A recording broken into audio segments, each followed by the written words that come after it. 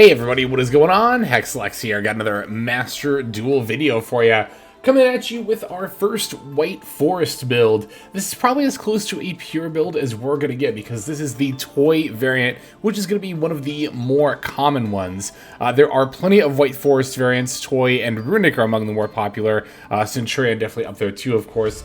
I'm going to be going through each of them, but I wanted to start with Toy because I think this is the one that is definitely more focused on like White Forest cards. The Toy engine is relatively small, still fairly important, but relatively small, and actually not vital to making plays, as we're going to see with one of the replays here. So definitely got to give a huge shout out to Moha, the Master Duel channel, that has always been very helpful as far as putting out day one combo lines. I'll definitely link to their video in the description below. Provided a lot of inspiration for this build. Didn't necessarily take it one for one.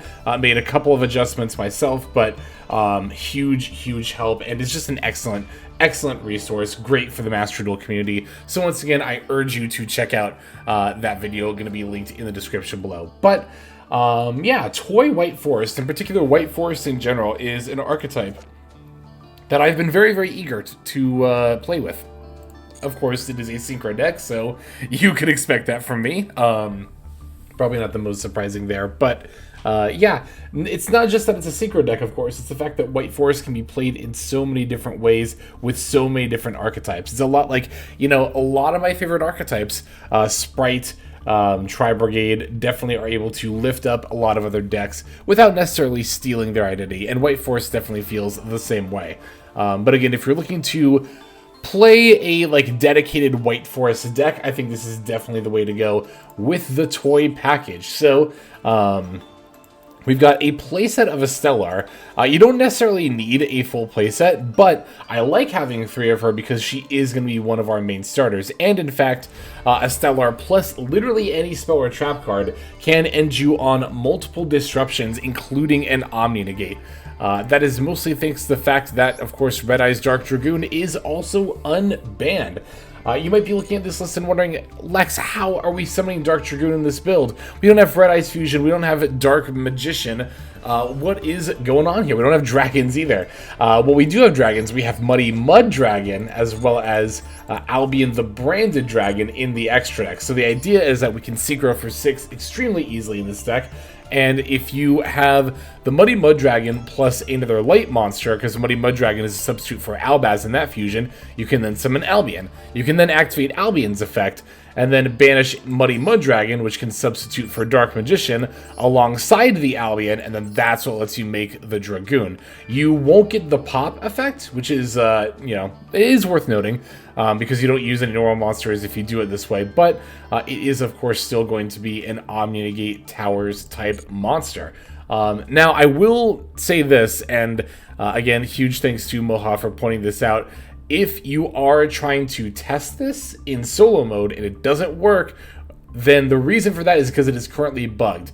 It's really easy to look at those maintenance notifications and not read them and just clear the notification just to get out of the way. I know I do that all the time, but this one does actually kind of matter for testing. So definitely wanted to, you know, make you aware in case you were trying to practice the combo and got a little bit confused there. So yeah, we have the Dark Dragoon in the build for that reason. A lot of the rest of the extract I feel like is fairly self-explanatory. We are... Oh yeah, you'll probably notice that I'm down on a bunch of UR craft points. Don't worry, I still have to finish out the dual pass. Once that's done, I think I'll be back up to 240. So definitely down a little bit lower than I usually get, but worth it to play this and other decks I'm looking forward to trying. Another UR that I crafted for this extra deck is the Crystal Wing Synchro Dragon, which is definitely not bad in this build. We can summon that off of Crimson Dragon, targeting our level 8 DML, Queen of the White Forest. She may not look it at glance, but DML is actually a pretty great end board piece for disrupting your opponent. You see, when they go to activate a card or effect, we simply special summon the Formula Synchron from our extra deck. We don't get the draw because it's a special summon, not a synchro summon, but we do get to then go into a 10, which can be Baron de Fleur or the Chaos Angel as well. Now, of course, you could also summon one of your White Forest level 6 is probably the Silvera. But it's actually just really easy to summon this anyway, by quick sync during your opponent's turn as well. Well, I guess to be fair, the instance where I did it was with Formula Synchron, which you don't typically do, but you'll see. You'll see in that game in particular. It's actually a really good back and forth one. Otherwise, yeah, I mean, our deck has a really good amount of starters, right? Stellar is a 1-card combo line. We have the Pure Reese map to search her. That's 6 right there. I think Sylvie and LZ are also both combos. LZ, if you have LZ, you might need 2 Speller Traps. Like, well, because you could LZ and then grab Sylvie, and then Sylvie for Tails, and then potentially go for a Stellar. You might need 2 Spell Traps for that one, honestly. That might not be like a 1.5 card combo. That might actually just be like a multi-card combo right there. But the point being that, you know, we have multiple ways to start. We do, of course, also have the Toy Box engine as well. You could definitely get away with 2 Toy Box, by the way. I don't think you necessarily need a full playset. I crafted a full playset, and after playing just a few games, I can already see a world where I'm going down to 2 copies of this card. Because you get the toy stuff a decent amount of the time anyway. You know, we have the Toy Soldier as well. I can also see playing Small World in this deck, which would make the Toy Soldier and in turn the Toy Box more accessible, right? But, to be fair, if you're getting Toy Box off Toy Soldier, not always the most ideal combo line, so there is definitely merit to, of course, having a full playset of Toy Box. I think that 3 is probably better. That's why I'm on 3 and not 2.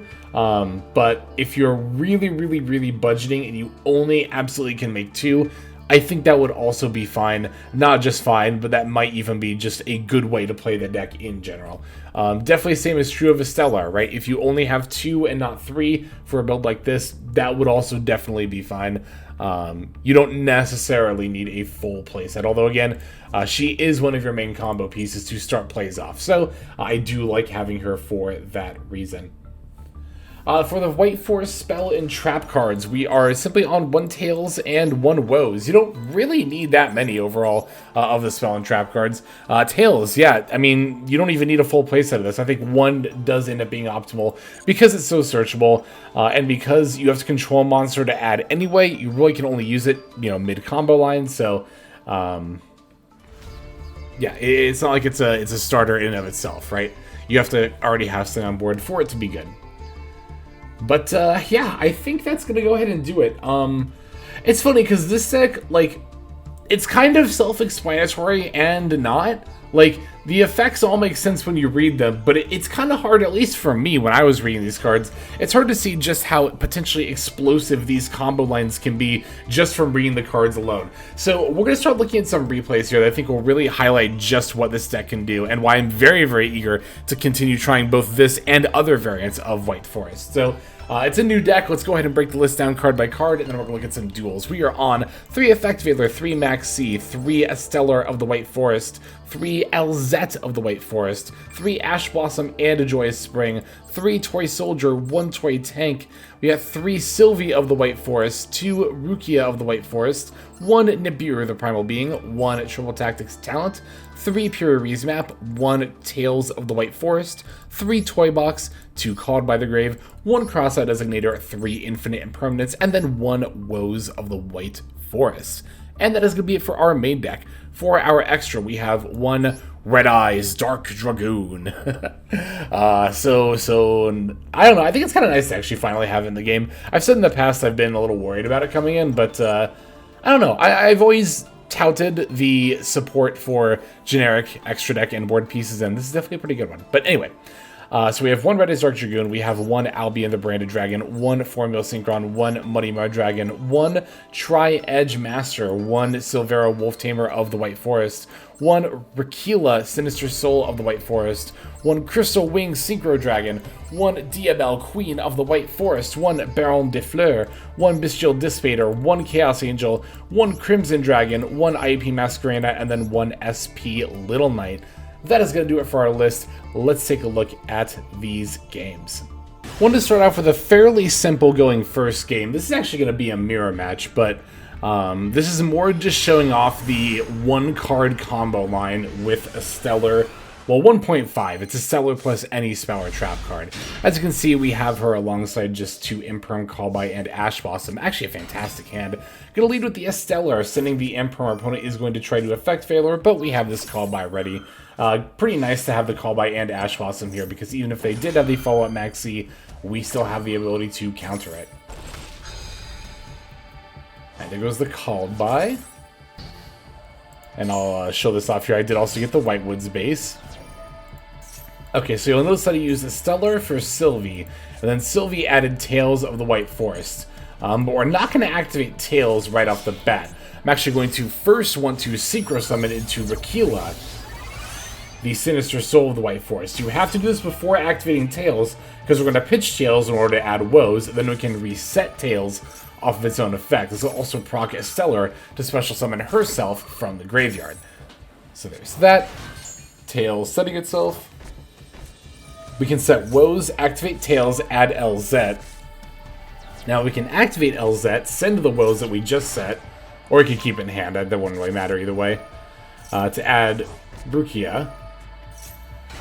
I hope I'm pronouncing that correctly. Got bleach on the brain. Anyway, we're resetting Tails, specialing Rukia, going into Diabel, right? Now we can re-add the Tails here. Now we can use one of our level 4 tuners, Sylvie in this case, to bring herself back. Then sync it with the remaining level 2 there in order to go for Muddy Muddragon. Now by fusing Muddy Muddragon with the other remaining tuner monster, we can summon Albion. Again, the reason that this works is because Muddy Muddragon can be a substitute for any one fusion material monster whose name is specifically listed on a fusion material card.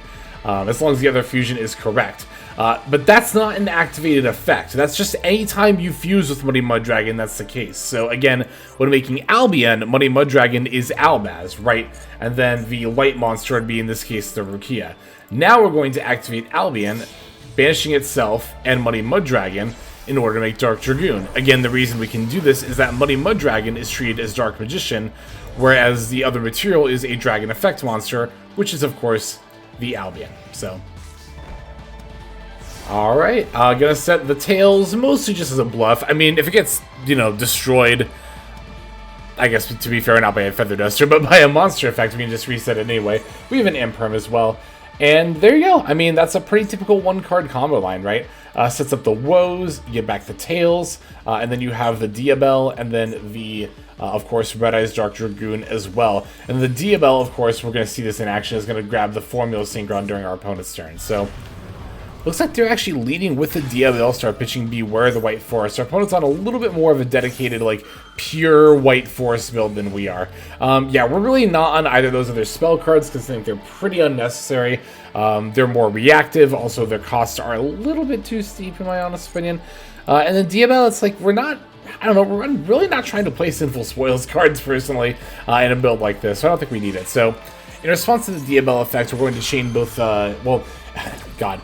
So, this is weird now because I'm used to saying Diabel as shorthand for Diabelstar, the Black Witch. But now there's a card called Diabel, so I really need to... Okay. In response to the Diabelstar, the Black Witch effect, I'm going to activate Diabel, Queen of the White Forest effect, as well as my infinite impermanence there. Can't use that shorthand anymore. Gonna have to be mindful of that. And we get to activate a Stellar and reset that Tails as well. Definitely wanted to send the Tails and not the face down Woes, because I haven't activated Woes yet. But our opponent's just going to concede here. But we still had 1, 2, 3 more points of interaction, by the way. We had an Omni Negate and Red Eyes Dark Dragoon. That's 1. Formula Synchron is 2. That can go into either Baron or the Chaos Angel. And then number 3 is actually the Woes, which you can grab a level 4 tuner and then go into the Silvera, which you can turn every monster in the opponent's field face down. So we still had an Omni Negate, a complete, like, Book of Eclipse effect, a complete turning stuff face down effect, and then either a Banish or another Omni Negate. On top of everything we already did. So, pretty good stuff. Again, even if you only open a Stellar and a non-White Forest spell or trap card, it's still a very, very solid combo line. But we still have some more, far more back and forth games to see. Let's take a look at those now. Okay, this next game is going to be up against Tenpai. I think both of these remaining duels are both against Tenpai. Alright, so naturally we're going to take the first turn, although we did also win the coin flip here as well. Not a bad opening hand, except our opponent is going to shotgun Max C against us here. Not ideal, but we can certainly make do. I'm going to start by activating Toy Box here, grabbing the Toy Soldier as well as the Toy Tank, doing a little bit of deck thinning. But also, I'm going to normal summon Rukia and activate sending the Toy Soldier to draw a card. I'll actually summon Toy Soldier, right? I'm definitely fine doing that because it's just going to put our opponent back up to 5 cards, which they would have been at anyway, and then we still get to add a card here. I actually got a little bit unlucky drawing Sylvie off of the Rukia effect, because that's definitely what I would have added off of Toy Soldier anyway. But I guess if nothing else, I'll just add another copy of Rukia from my deck to my hand. I then am going to actually Synchro Summon for a level 8. I'm going to go for the Diabell here. Now, I don't get to add back a spell or trap card, I do give my opponent a draw, but I think this is still worth it here. Generally speaking, when it comes to playing into the opponent's Maxi on turn 1, I only like to do it if I'm getting advantage off of giving them a draw, like a decent bit, or I'm getting interruption, or ideally both. So here, again, the first draw I was fine with because I was getting a search and a body anyway. This draw I'm okay with because I'm getting Diabell, which will let me special formula and then go to a 10 on the opponent's turn. So trading a draw for an interaction, given the circumstances, not that awful of a deal. Alright, opponent's going to activate Imperm. I'm completely fine with that. I'll simply chain the Diabell effect. They're going to chain Forbidden Droplet, saying that Imperm. I'm going to chain Rakila to try to special herself, sending Diabell. Bestial Magnum Hunt is going to activate, sending the Rakila. Or Rukia, however. Rakila is the Synchro. I still put the Diabell back, however. So she's not negated. I can still summon Formula Synchron. And because I sent the Toy Tank, I of course get to special summon that as well. Opponent's going to chain Max C. Again, they have another one, which is very annoying, but it's fine. Also, I'm not going to bother negating Magnum Hunt. At this point, I pretty much know it's Tenpai, and I want to make sure I have my negates for other stuff. Normal Genroku, special Shundra. They're going to activate Genroku effect for Pydra. I'm definitely going to want to Valor the Pydra here. And this is the game I was alluding to earlier, where I'm actually able to quick synchro into Silvera on the opponent's turn. As they go to enter their battle phase, after setting a card, I'm going to, like I said, synchro for 6. Silvera is completely generic, so they get a draw, but that's definitely worth turning all their stuff face down. Their set card was Feather Duster, which is a little annoying, but not a huge deal.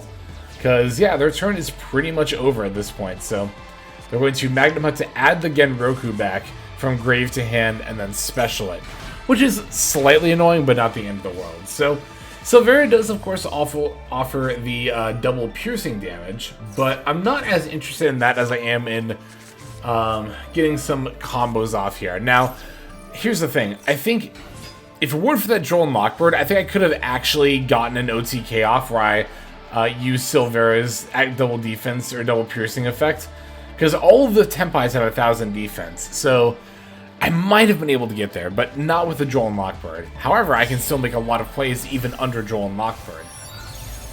I'm going to LZ away the map, then I can synchro for the Diabell. Diabell can add the Toy Box that's in the graveyard back to my hand.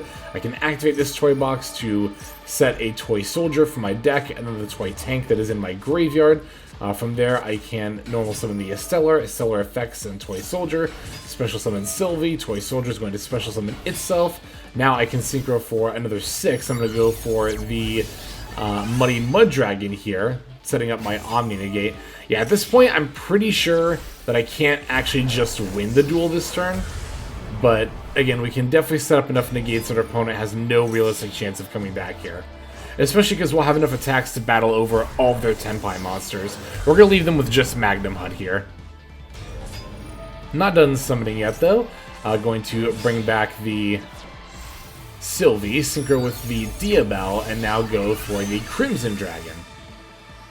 Because now I can use Rukia, put back the Diabell, special her, synchro Rukia with the remaining Toy Soldier, summon Diabell again, And then now we get to use the Crimson Dragon effect on the Diabell. And of course, this is how we summon our Crystal Wing Synchro Dragon, which does offer a monster negate. So they're going to battle over again Roku, get rid of Shundra, get rid of Hydra. Again, we're going to leave them on only Magnum Hut. And yeah, I mean, we have the Monster Negate, we have the Omni Negate, and again, the Diabell. Well, we already used Formula Synchron, so we can't pull that out again, but we could summon Silvera to flip stuff down again. Oh, and yeah, when they go to battle, we simply use the Toy Box effect. They can't even crash. They can't even crash. And this is going to end up being the end of the game here, as we already have definitely enough damage on board to finish them off. So there we go. Another, or a rather back-and-forth game against Tenpai. Really showing off what this deck can do, even if it does kind of not get a clean combo off like we did in that last game. But we still have one more duel. Why don't we go ahead and finish off with that one? And our final game, as mentioned, is against Tenpai again. This is going to be another back-and-forth game. That last duel was 6 turns. This one is 5, so good stuff. Naturally, being Tenpai, we're going to go first again. And a pretty good hand. We have Puri Map, we have Toy Box, and some more interaction. Cannot complain about that. Get a Puri Map, and you're about to see why. Okay, so I always talk about this being a misplay, and I finally get to demonstrate why. Our opponent maxed in response to Puri Map. Why? Why would you do that? Why would you do that at this point? I'm not saying that to, like, you know, make fun of my opponent, but I do think it's valid to criticize them here for it, because they play not only into triple attack, which I do have here, but if I had a Gamma, they would have played into that as well. If they want to shotgun Maxi, they should have done it during the draw or standby phase, which would not have made my triple attack live. I think I've heard that mobile and or maybe console doesn't have like the on-off auto toggle, which would make a little more sense, but I think you still get asked during the standby phase, maybe? In any case, yeah, so they don't have any engine in hand. Their hand was actually really weird there. It went by kind of quick, but it was Ash Blossom, Cross Out, Lightning Storm, Imperm. So yeah, thankfully they didn't find any engine here. They're going to end up setting 3 and passing. We know 2 of them at least are Cross Out and Imperm. Lightning Storm might be one of them. We put back Ash Blossom, so who knows what the last card in hand is. They could have also drawn another relevant back row, and the last card in hand is still the Lightning Storm. Alright, so even though Stellar got negated, kind of doesn't matter here, because I can just bring out the Toy Soldier. Toy Soldier, alright, I gotta mention that I misplayed here. I misplayed pretty hard. I added Sylvie, because I'm still very new to this deck, and I thought Sylvie was the one who special summoned herself in my hand. It's Rukia, that's what I meant to get here.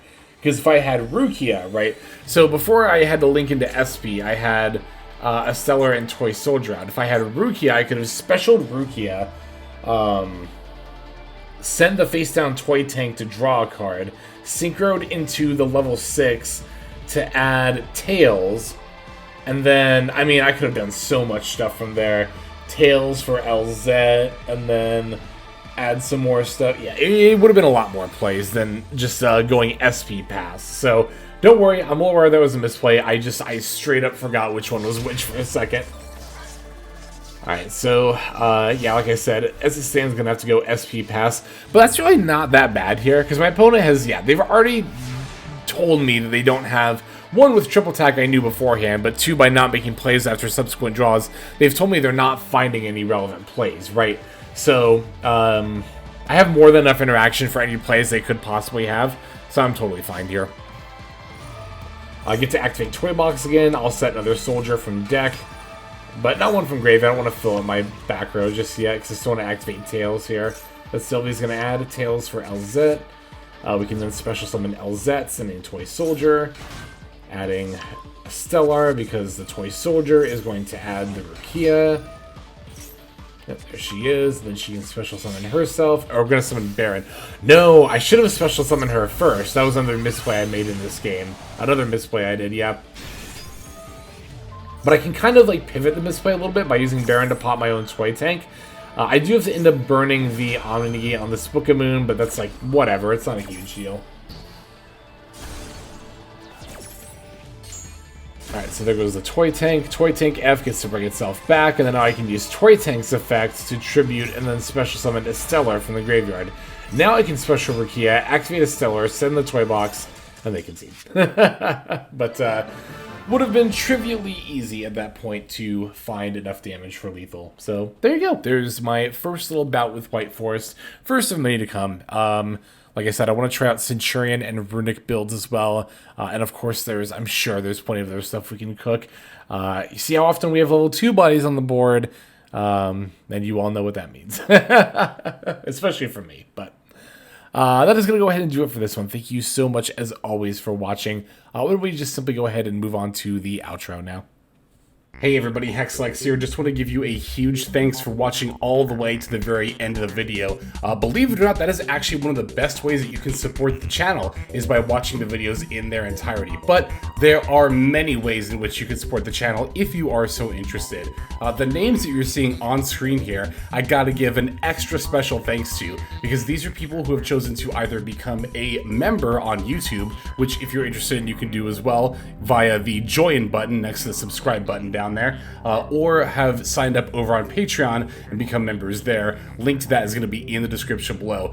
Without the support that is being offered by, again, all the people that you're seeing on screen right here, I would not be able to take the time to dedicate to uploading daily YouTube videos. So thank you so very much. But there are also other ways you can support as well.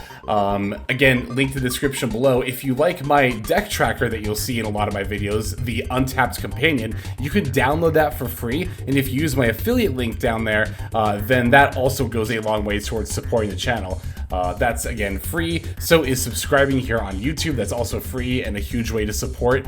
You can also check out Twitch, once again linked in the description below. Following and subscribing over there will not only support as well, but also give you notifications of when I go live if you want to catch some of the live streams.